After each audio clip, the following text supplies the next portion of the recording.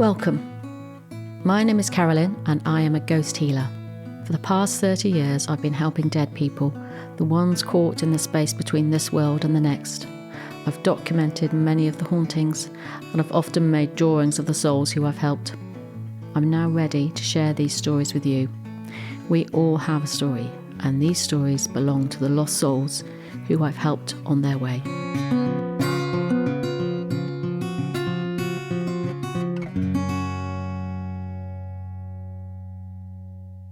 I visited an old prison in Somerset in England, Shepton Mallet prison.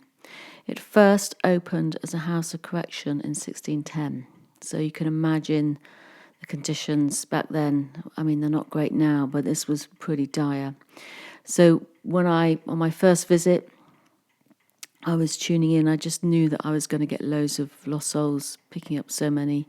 But one, for me, just needed immediate attention. And I could see this young girl lurched on the floor, holding herself up. And she just looked so wretched. I just wanted to go and hold her and mother her. She looked in such a state, and I forgot everyone else and just thought, I need to help this girl. When I was tuning into her, I got really short of breath, like the top half of my chest seemed to be the only bit of the lungs that was working. I was feeling the sickness that she had, and I just wanted to get close to her and help her move on. I just stuck there, was just agony for me watching her.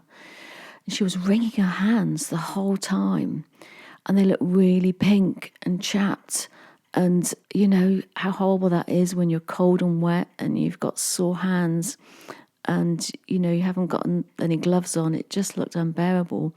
But also her body language was like she was really sick.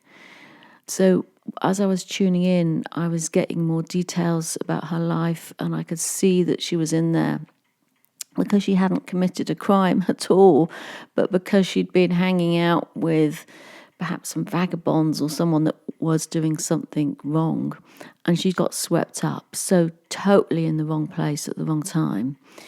And I feel that she was such a kind-hearted young girl, and I could see images of her family, that they were something to do with the horse trading. And I think these were horses who were used for transport, pulling carts and jigs. And, so they were sturdy old horses. And she tells me, this is when she first talks to me, she says she knows a lot about horses. So this was her family, this was her background. But the whole time I just wanted to hold her. I felt bad just tuning in to find out what her story was. But sometimes I just have to get that bit closer to be able to help them move on, just stay with them a little bit.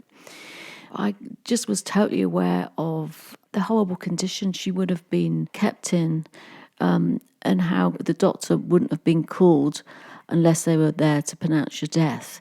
It was pretty brutal over the years. Anyway, I did help her move on. I mean, it was just getting her to stand up and move on towards the light was in itself one little pigeon step at a time. So it was like, come on, we can do this together. So just really helping her.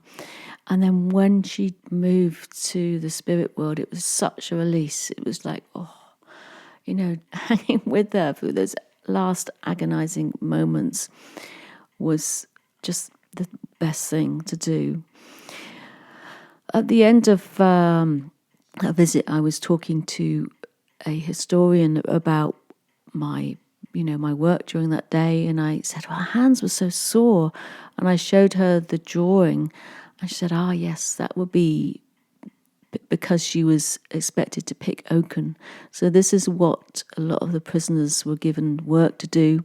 It was the old rope off the ships that were covered in tar. They were given the job of unpicking these. And she said it was well known that the hands would be raw. But at the end of the day, it was another job well done, and someone I helped on their way. Thank you for listening.